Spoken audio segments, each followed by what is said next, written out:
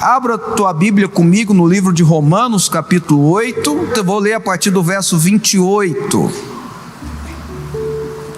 Ser vencedor, todo mundo consegue, basta se esforçar. Vencer um concurso, basta estudar, basta se sacrificar. Vencer uma disputa de corrida ou esportiva qualquer, basta treinar, basta se esforçar que chega lá. Ser mais do que vencedor é muito além do que ser um apenas vencedor. Repito, ser vencedor, todos que se esforçam conseguem. Ser mais do que vencedor é uma dádiva, uma graça de Deus. A partir do verso 28, Paulo escreve: sabemos que todas as coisas cooperam para o bem daqueles que amam a Deus, daqueles que são chamados segundo o seu propósito.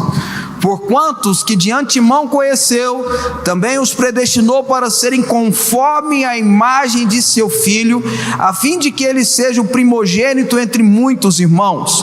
E aos que predestinou, esse também chamou, e aos que chamou, esse também justificou, e aos que justificou, a esses também glorificou. Verso 31. Que diremos, pois, à vista dessas coisas? Olha essa frase, irmãos. Coloca essa frase no seu coração, coloca essa frase na sua mente, deixa essa frase entrar dentro do teu espírito, porque a Bíblia é essa espada que entra. Se Deus é por nós, quem será contra nós? Oh glória! Aquele que não poupou o seu próprio filho, antes por todos nós o entregou, porventura não nos dará graciosamente com ele todas as coisas? Quem intentará acusação contra os eleitos de Deus? É Deus quem os justifica. Quem os condenará? É Cristo Jesus quem morreu, ou antes quem ressuscitou, ao qual está à direita de Deus e também intercede por nós. Rapidinho aqui, irmãos. O seu Senhor intercede por você. Não, você não entendeu isso, eu tenho certeza absoluta. Você não prestou atenção no que eu disse. Eu vou dizer, aliás, não sou eu que estou dizendo, é Paulo. Aliás, não é Paulo, é o Espírito Santo através da Bíblia. Então preste muita atenção para entrar aí dentro do seu coração. O seu Senhor intercede por você. Jesus está diante de Deus. Jesus está diante do trono. Jesus está diante do trono da glória, intercedendo, falando o seu nome, falando os seus problemas, falando as suas circunstâncias, entregando a sua família, entregando os seus afazeres, entregando a sua vida diante dele. Jesus é seu intercessor. Quem nos separará do amor de Cristo? Será tribulação, angústia, perseguição, fome, nudez, ou perigo, ou espada, como está escrito: por amor de ti, somos entregues à morte o dia todo. Fomos considerados como ovelhas para o matadouro. Em todas estas coisas, porém, somos mais que vencedores, por meio daquele que nos amou, porque eu estou bem certo que nem a morte, nem a vida, nem anjo, nem os principados, nem as coisas do presente, nem do porvir, nem os poderes, nem altura, nem profundidade, nem qualquer outra criatura poderá separar-nos do amor de Deus que está em Cristo Jesus, nosso Senhor. Glória a Deus.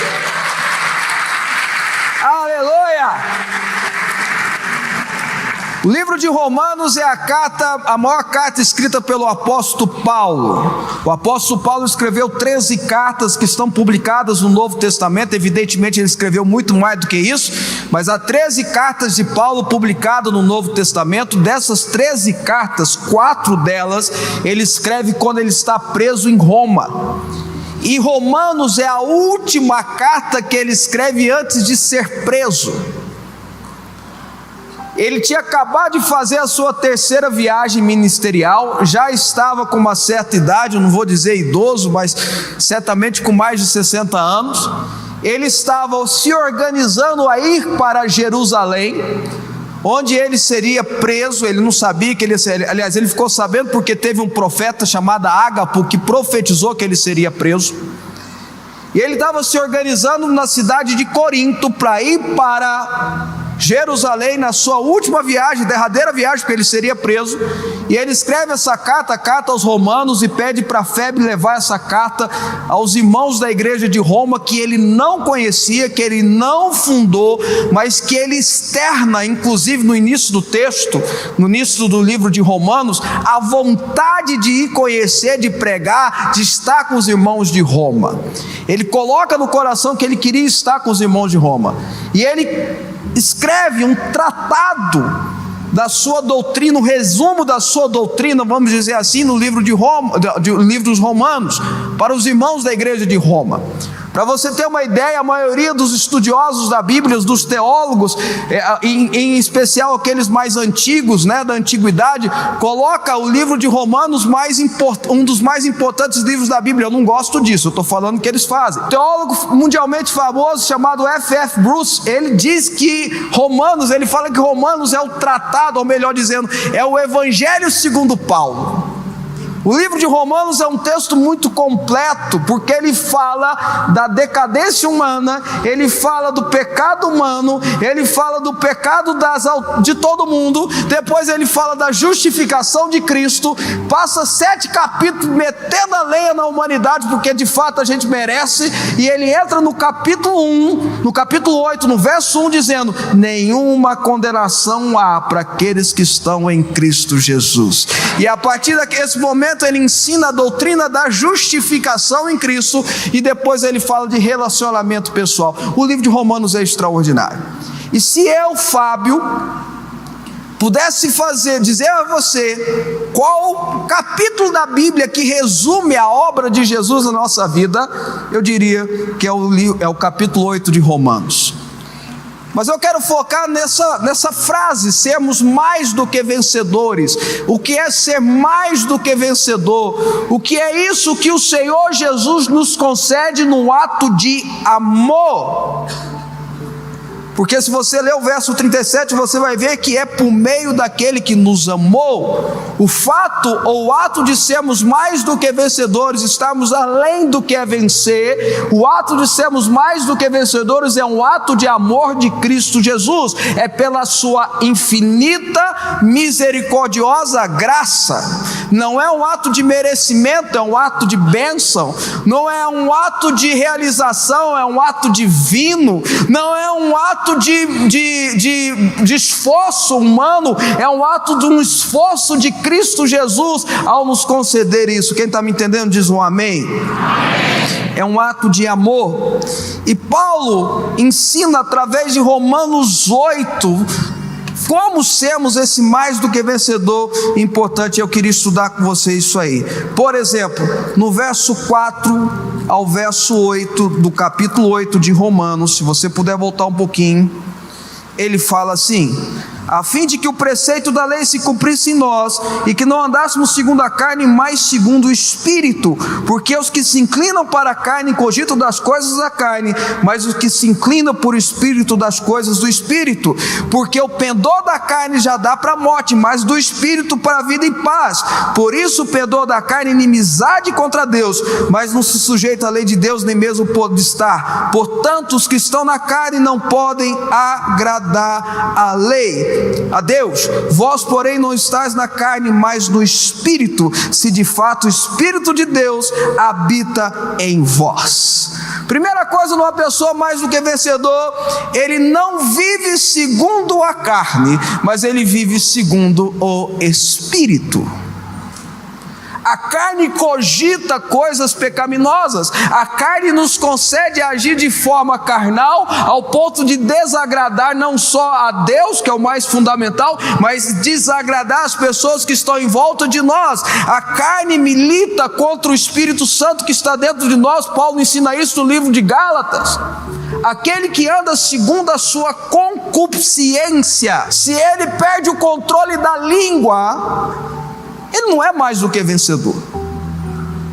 Aquele que age segundo os preceitos do mundo, o apóstolo Tiago diz que a amizade do mundo se torna inimiga de Deus. Aquele que faz as coisas segundo o que o mundo diz que é correto, ou faz as coisas que a carne diz que é correto. Eu lembro que o mundo jaz do maligno e a carne é debaixo da influência de Satanás. Ele não é mais do que vencedor. Ele não consegue vencer em todas as circunstâncias. Ele não consegue chegar no final da sua vida dizendo eu venci, e após a vida dele, ele não recebe a herança do vitorioso. Aquele que vencer, como diz lá em Apocalipse, das 7 cartas às igrejas, aquele que vencer, darei uma pedra escrita com seu nome. Aquele que vencer, darei uma coroa de vida eterna. Aquele que vencer, ele não recebe o título de vencer após a morte. Ele pode até vencer concursos, ele pode até vencer concorrência, ele pode até ter o seu carro do ano, ele pode até ter vários outros atributos que só a carne ou o esforço humano pode conceder a ele, mas aquilo que Deus tem reservado a ele, ele não consegue, porque a carne milita contra o Espírito. O mais que vencedor, ele age segundo a vontade do Espírito Santo. E aí vem a segunda coisa, no verso 14, ele diz que é guiado pelo Espírito Santo. Ele não apenas quer agradar o Espírito Santo, mas o Espírito Santo o guia. O Espírito Santo o induz. O Espírito Santo é o direcionamento. O Espírito Santo está no comando. Ele se torna, preste atenção no que eu vou dizer, ele se torna um copiloto. O piloto da vida dele é o Espírito Santo.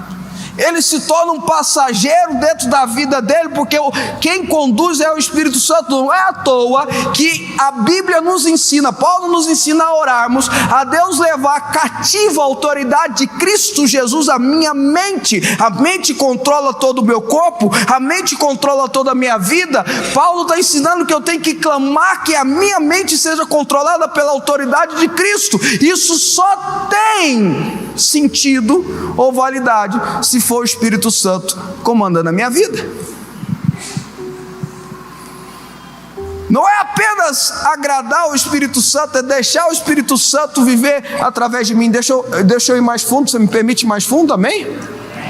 A gente fala muito sobre batismo do Espírito Santo, e isso é fundamental, faz parte da doutrina cristã, faz parte da Bíblia, faz parte da carreira de um cristão, ser batizado nas águas e depois ser batizado do Espírito Santo, ou ser batizado do Espírito Santo e batizado nas águas. Jesus fala isso a Nicodemos: nós temos que nascer da água e do Espírito. Isso é nascer de novo, nascemos da água e do Espírito.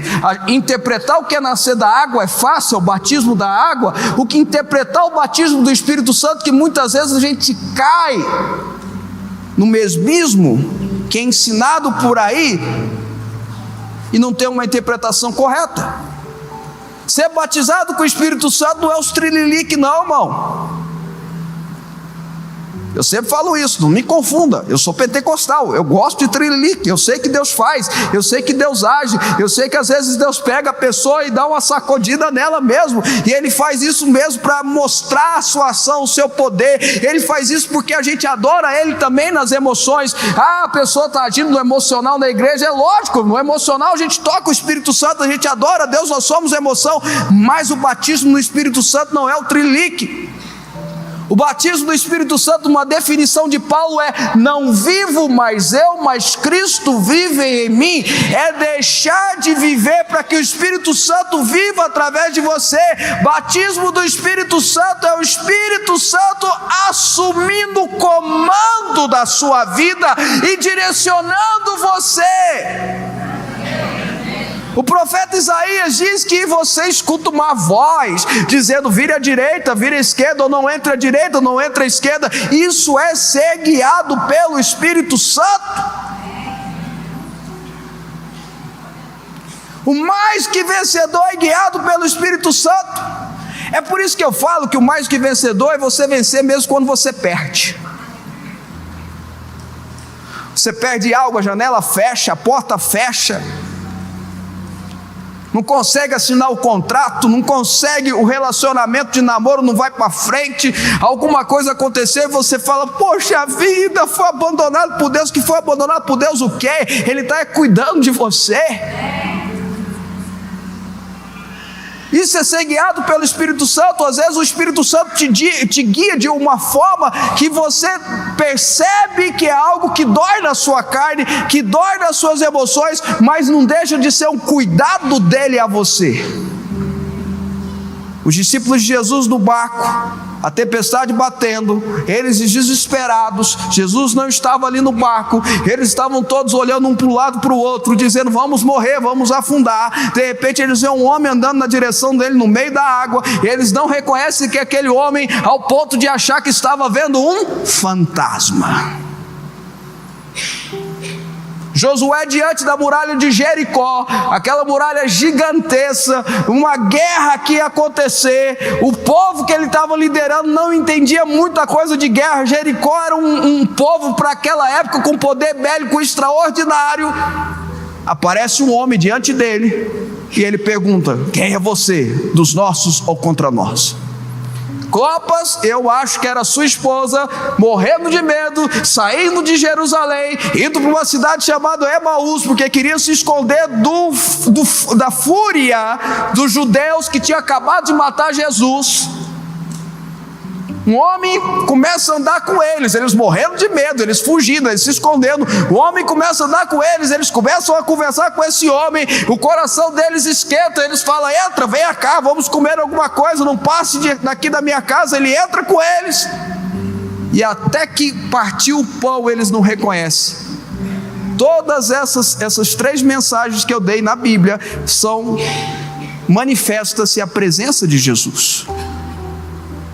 O homem andando sobre as águas que os discípulos não reconheceram era Jesus, que foi e fez Pedro andar sobre as águas e fez o mar se acalmar. O homem diante de Jericó, diante de Josué, diante de Jericó, que Josué pergunta: és tu, é contra nós ou dos nossos? Ele diz: eu não sou nenhum dos dois, eu sou o príncipe do exército do Deus vivo. Era Jesus. O homem que andou com Clopas e sua esposa no caminho de Emaús, que eles não reconheceram porque estavam com medo, era Jesus. Quando nós estamos com medo, quando nós estamos diante de grandes desafios, quando nós estamos imersos em uma grande tempestade, nós temos dificuldades de reconhecer Jesus. Mas Ele está ali te guiando como um guia, pois Ele é o Espírito Santo que guia, o Espírito Santo de Jesus. Aquele que é mais do que vencedor tem a direção do Espírito Santo. Quem está comigo diz um amém forte. Amém. Terceiro, no verso 15 e no verso 16 diz que ele é herdeiro com Cristo Jesus. O mais do que vencedor, ele é herdeiro com Cristo Jesus. Ele é co-herdeiro de tudo aquilo que Jesus conquistou. Isso é maravilhoso, irmãos. Deixa eu dizer para você porque que Paulo escreve assim, porque que aparece na Bíblia. Porque pelas regras bíblicas, tanto judaica quanto daquela época, o primogênito, o filho primogênito, tinha um direito dobrado pela herança dos demais filhos. Era uma regra que tinha. Então um homem que vai morrer, tem lá R$1 milhão, tem 3 filhos, 4 filhos, vai ficar fácil na matemática aqui. Divide, tem que dar 250 mil lá denários para cada um dos seus filhos, porque ele vai morrer. O primogênito, ele tinha o dobro dos demais filhos, junta-se, dá o dobro, e a outra parte se divide. Era uma regra que tinha naquela época. Aí vem Jesus, que a Bíblia deixa claro que ele é o primogênito.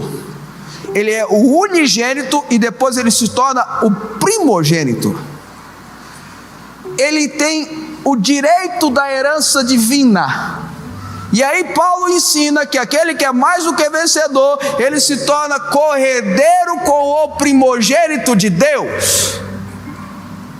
Ele se torna corredeiro com o primogênito de Deus. Não é à toa que eu e você fazemos parte do corpo de Cristo. Não é à toa que eu e você estamos enxertados na videira que é Jesus. Não é à toa que eu e você, ao recebermos Jesus, nos tornamos um com Ele. Portanto, a herança do primogênito de Deus, pega essa, a herança do primogênito de Deus é minha e é sua também, através do sacrifício do Cordeiro.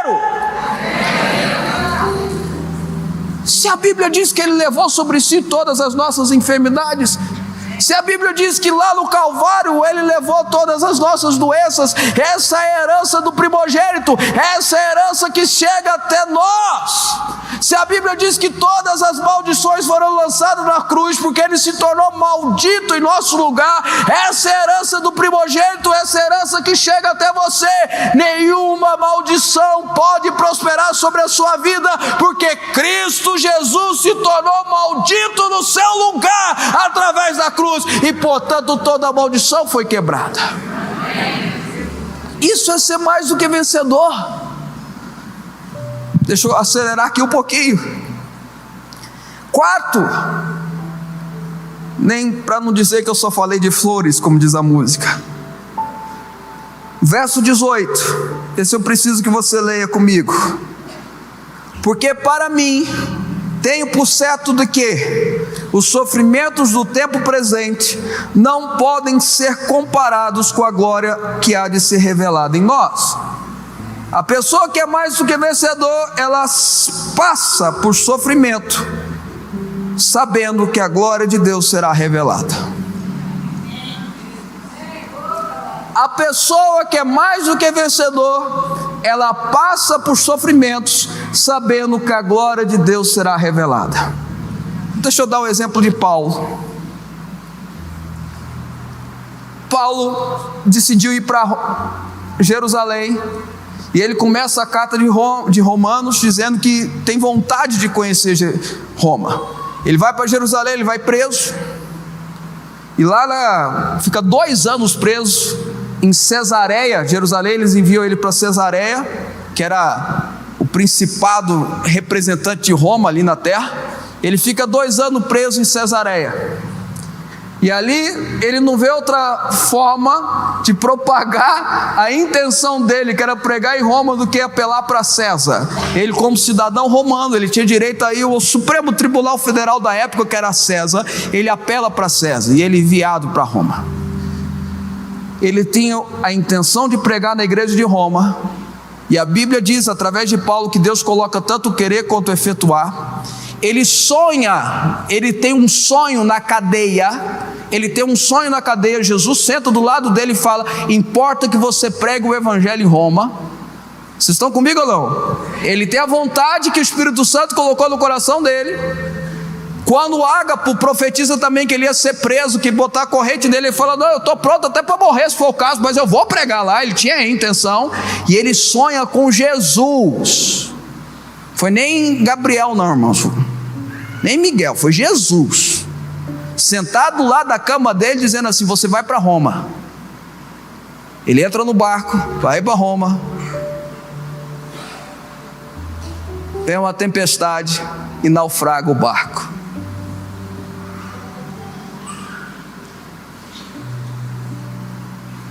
Deus colocou no querer realizar no coração dele. Deus dá um sonho para ele. Ele entra no barco, e lá no barco um anjo, a Bíblia diz que um anjo aparece para ele e fala: ninguém vai morrer, pode ficar tranquilo. Será que Paulo perguntou: então o barco vai naufragar? Ninguém vai morrer, pode ficar tranquilo. Eu conheço uma história de uma pessoa que foi para viajar para Israel com um pastor famoso, e chegando lá nessa viagem para Israel, ia atravessar do Egito para Israel naqueles aviãozinhos bem, emocionantes. Aí ele não queria entrar de jeito nenhum, levaram para o pastor famoso meio serelepe, falou assim: não, você vai sentar do meu lado porque eu não morro hoje, Deus falou para mim que eu não morro hoje. Tá bom, então assim eu vou, pastor famoso, homem de Deus e tal, sentou do lado deles. Na hora que o avião começou a decolar, o pastor falou: mas o avião pode cair, eu posso sobreviver, Por que você está falando tudo isso? Paulo tinha um propósito, Paulo tinha uma intenção, Paulo tinha uma visão de Deus, Paulo tinha uma direção de Deus. Ele tinha que chegar em Roma, e o barco que estava levando ele para Roma é destruído pela tempestade. Não quer dizer que você tem um propósito, um projeto, algo de Deus na sua vida, algo de Deus para a sua família, que você não vá passar por tempestades, e pode acontecer um acidente sim, e pode acontecer um naufrágio nesse caminho. Vocês estão comigo ou não? Isso é ser mais do que vencedor. Deus tem um propósito para você, aleluia. Deus deu um sonho para você, glória a Deus. Deus tem um projeto para a sua família, eu creio. Deus vai fazer maravilhas, fala Jeová, mas tu vai afundar às vezes. Eita, vai passar por tempestade, sério? Não tem outro caminho, o caminho é esse. Mas Paulo não morreu. E quando lá na ilha de Malta uma cobra picou ele na frente de todo mundo, e todo mundo achou que ele caía morto, ele não morreu. Ele chegou em Roma, ele pregou em Roma, ele edificou a igreja em Roma, e antes de ser condenado à morte, ele escreveu 4 cartas: Efésios, Filipenses, Colossenses, que até hoje nós estudamos aqui. O naufrágio não impede o mais do que vencedor de cumprir o propósito de Deus. O naufrágio não impede o mais do que vencedor de chegar onde Deus estabeleceu na vida dele. Para terminar no verso 28, quinto, o mais do que vencedor, ele vive por amar a Deus e vive o propósito de Deus. Esse é um texto muito conhecido, que a gente às vezes não entende bem. Sabemos que todas as coisas cooperam para o bem daqueles que amam a Deus, daqueles que são chamados segundo o seu propósito. A tradição, esse evangelho de hipergraça, esse evangelho de facilidades, que não ajuda ninguém a não ser botar um travesseiro bem confortável para que a pessoa possa chegar confortavelmente ao inferno. É isso que ele faz. Esse evangelho de facilidades, ele dá uma injeção de ânimo, ele dá uma anestesia para aqueles que são condenados e não acabam se salvando. Ele diz assim: há uma coisa cósmica cooperando para tudo dar certo na tua vida. Todas as coisas cooperam, uma coisa cósmica. Os planetas se alinharam para tudo dar certo na vida do crente. Não é assim não que está escrito aqui não, irmãos. Sabemos que todas as coisas cooperam para o bem daqueles que amam a Deus e são chamados segundo o seu propósito. Só só acontece, ou só coopera para aqueles que de fato amam a Deus. Ele não acha que ele ama a Deus, ele não é um frequentador das coisas de Deus, ele não gosta de Deus, ele não tem um relacionamento com Deus assim de colega. Todo mundo aqui tem amigos e colegas, é ou não é? É ou não é, irmãos? Tem aquele que você sorri, que você cumprimenta, que você conversa, mas tu não leva para tua casa e nem deve. Tem aquele que você convive no trabalho, dá conta, pergunta como é que estava sua filha, está bem? Ah, que bom e tal. Mas você não tem intimidade com ele, é ou não é? As coisas cooperam não é para aquele que quer conviver com Deus apenas, não, é para aquele que ama Ele. Amarás o Senhor teu Deus de todo o teu coração, de toda a tua alma, de todo o teu entendimento, com todas as suas forças, com tudo que você é, com tudo que você existe. E que é chamado segundo o propósito, ou seja, só coopera se estiver dentro do propósito de Deus. Se não está dentro do propósito de Deus, até a bênção você tem que desconfiar. Se não está no propósito de Deus, até a bênção você tem que desconfiar. Vocês estão comigo ou não? Isso é sério. Eu estou ganhando esse negócio aqui, mas não é o propósito de Deus, velho. Jesus, Pedro é engraçado, gente. Pedro, eu quero dar um abraço em Pedro, eu quero bater um papo com ele daqui muitos anos, quando eu chegar lá no céu. Porque Pedro, olha, um dia antes ele fala assim: tu és o Cristo, Filho do Deus vivo. Jesus olha para ele e fala assim: não foi nem carne ou sangue que te revelou, mas foi o céu. Tu recebeu direto de Deus. Pedro, parabéns. Acho que subiu assim na cabeça de Pedro, né? Elogiar demais dá problema às vezes, né, irmãos? No outro dia Jesus fala assim: olha, eu estou indo para Jerusalém, eu vou ser morto, vou ser entregue, vou ressuscitar no terceiro dia, o trem vai ser feio. Estou contando na nova versão Fábio Souza da Bíblia. Pedro chama Jesus do lado. A Bíblia fala que ele chamou no canto, gente. Vamos combinar que Pedro tinha coragem, né? Chamou Jesus no canto. Pedro chamou Jesus no canto. Jesus, fala isso não. Fala que você não vai morrer não. Que isso, coisa feia, Jesus. O pessoal está aqui por você. Você vai morrer? Não, você não precisa disso não. Sabe o que Jesus falou para Pedro? Com todo carinho, amor, zelo, simpatia, misericórdia e graça que Jesus tinha: arreda-te daqui, Satanás.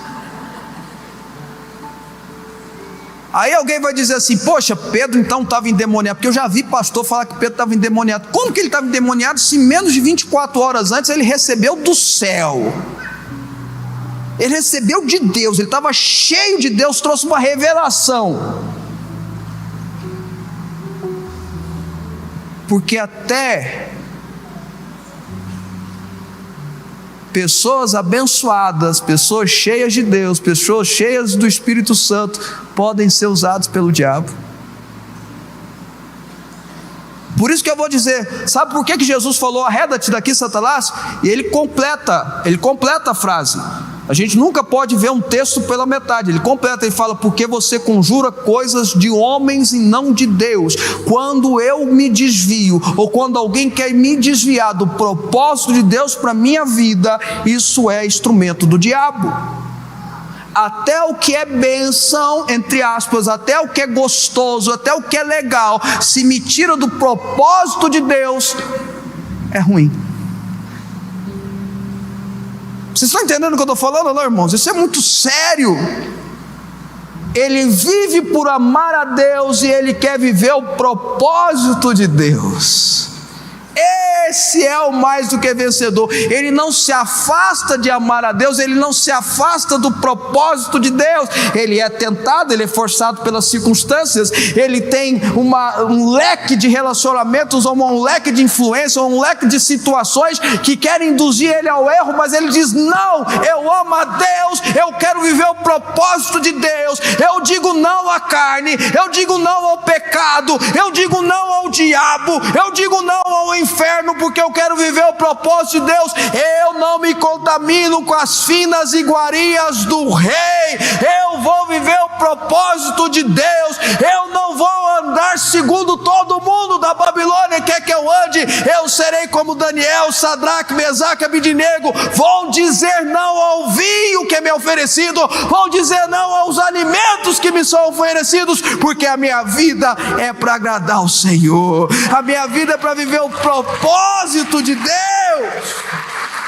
Aí, irmãos, A gente pode dizer para todo mundo, eu estou terminando nesse exato momento, para a sua vida, para a sua família, que diremos, pois, à vista dessas coisas? Se Deus é por nós, quem será contra nós? Aquele que não poupou o seu próprio filho, antes por todos nós se entregou, recebe sobre você, porventura não nos dará graciosamente com ele todas as coisas? Quem tentará acusação contra os eleitos de Deus? É Deus quem os justifica. Quem os condenará? É Cristo Jesus que morreu, ou antes quem ressuscitou e que está à direita de Deus e intercede por nós. Quem nos separará do amor de Deus? Será tribulação, angústia, perseguição, fome ou nudez, ou perigo ou espada? Em todas estas coisas, porém, somos mais que vencedores por meio daquele que nos amou, porque eu estou bem certo. Fala comigo, porque estou bem certo. Não, fala para todo mundo ouvir, porque estou bem certo. Que nem a morte, nem a vida, nem anjos, nem os principados, nem as coisas do presente, nem do porvir, nem os poderes, nem a altura, nem a profundidade,